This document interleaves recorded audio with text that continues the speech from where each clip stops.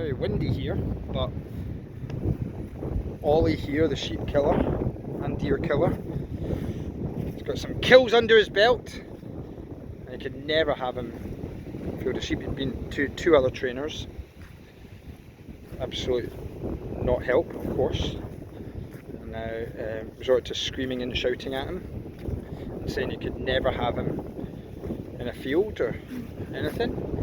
Now he's in a field with sheep. So walk backwards. Nice, give him affection for that. Good. So we've got a long line. The long line is your backup. And it's the direction tool and the safety net. And the e-collar is the main communication device here. But the dog is totally in tune with mum. He's normally used to being in the driver's seat and he would be away up there, wouldn't he? He'd be away chasing them.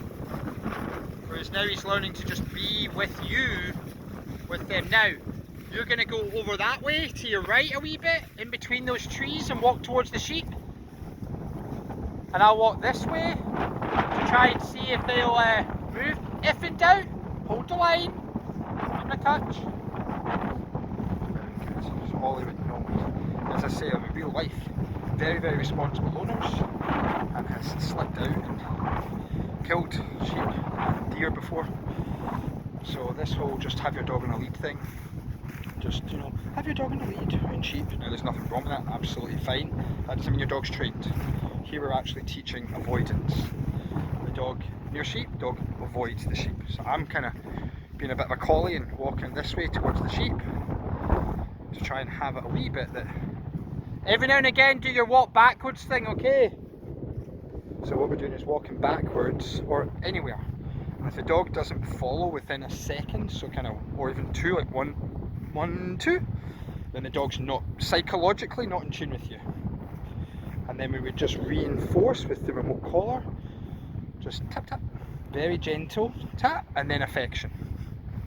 Very good. Walk backwards, tap, yeah, affection, yes, very good. So this is all done in stages. You know, this will definitely get to stage where you don't need to line, you don't need to e-collar. Initially you need to use the armbands and float when you're learning how to swim. You know, let's live in the real world. People also look at this, maybe, if you've got an agenda, people can look at this with an agenda because there's a remote collar involved. So the dog is absolutely comfortable and loves the remote collar. You tap it, he's flying over to you getting fed. It's definitely a reinforcer, and definitely you want it a bit higher for the poo. And the reality is, though, he's going through detox, he's going through rehab. So he's an alcoholic, and this is his pub.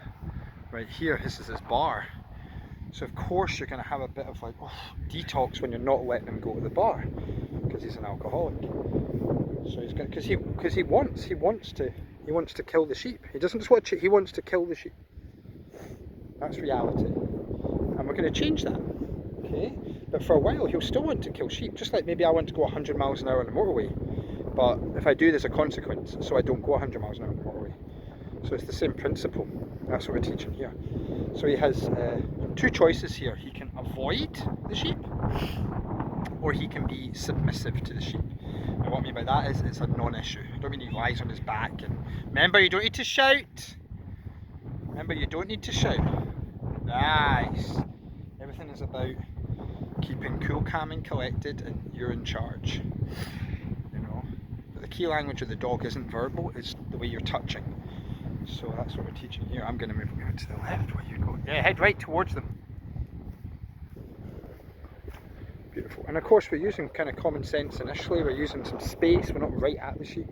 The sheep will move away in a wee minute, which is lovely. Or maybe even run a wee bit. Walk backwards. Nice. Look. Very good, very good. Give him affection there, Mum. Affection. Say good. We're done. We're done. So he's doing really, really well. Now again, we're not making him stick to a heel. The key thing is we're making his brain follow. right? Now his brain follows, his body will naturally follow. So he's a follower state of mind rather than a leader state of mind. So he's choosing, and naturally dogs will, when they're in a follower state of mind, they'll naturally follow and stick to your heel and follow. So we're teaching him now, and we want to get to a point where he can actually be in front, he can chill, he can walk around. We have that trust, it's a non-issue anymore, where he can be walking around, kind of like your dog on a walk, and it's no issue, and you shout your dog and it comes, and we can still be in front, beside, behind, but it's still following you psychologically. And that's why he's first learning. Look at the sheep running. While he's first learning, he's gonna do everything that makes him most successful. So he's gonna stick into that heel. So I'm not caring about sticking him in a heel. What I'm caring about though is that wherever she moves, like, he follows. Within 1 or 2 seconds, he has to follow, and he does that. She marks that and rewards that. Every time he makes the wrong choice, wrong choice. Does the right choice, right choice. Very simple. Has to learn to avoid the sheep. It's literally life and death to avoid the sheep. Never ever going to achieve this with your positive only nonsense. Absolutely true.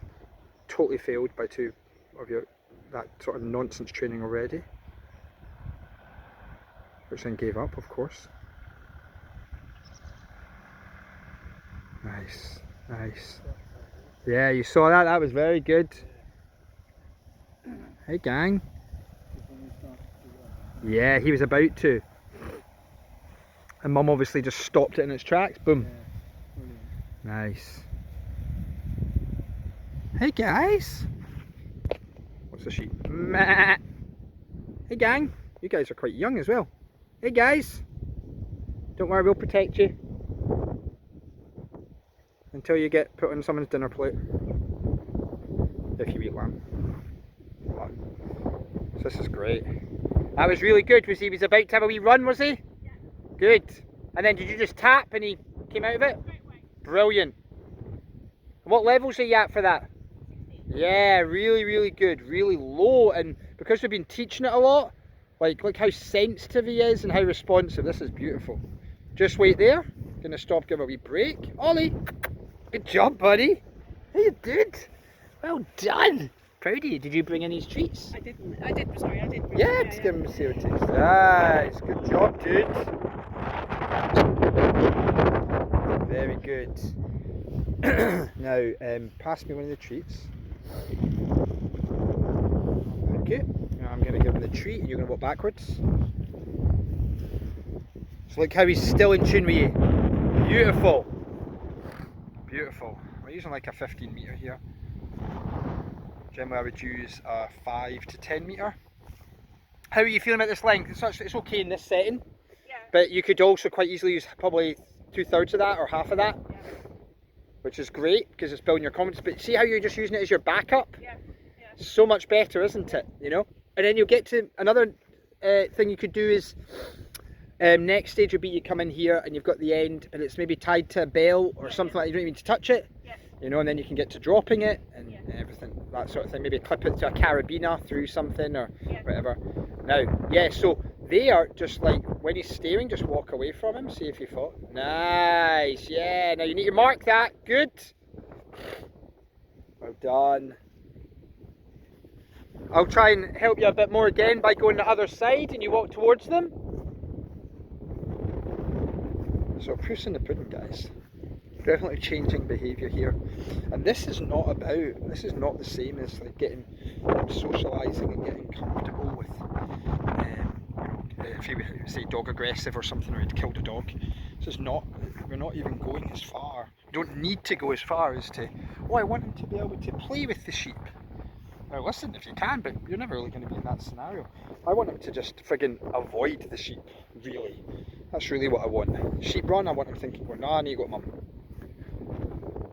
This is pure look at this. Now, this owner has never had this. Beb's never had this. And she's tried this for years. The dog's 3, and ever since a pup she's tried this. She's got his gold citizen from Kennel Club. Really means nothing, you know. Gold citizen, Kennel Club, and still kills deer and sheep. So it's just drivel. This is what real training is. What is that? Real life stuff that makes you successful. So now the owner is just with the dog and they're together and they're able to go places and it's safe and under control. The dog is feeling successful, the owner's feeling successful, and everything is safe. That's a dog that doesn't get shot, a dog that doesn't get put down. That's reality.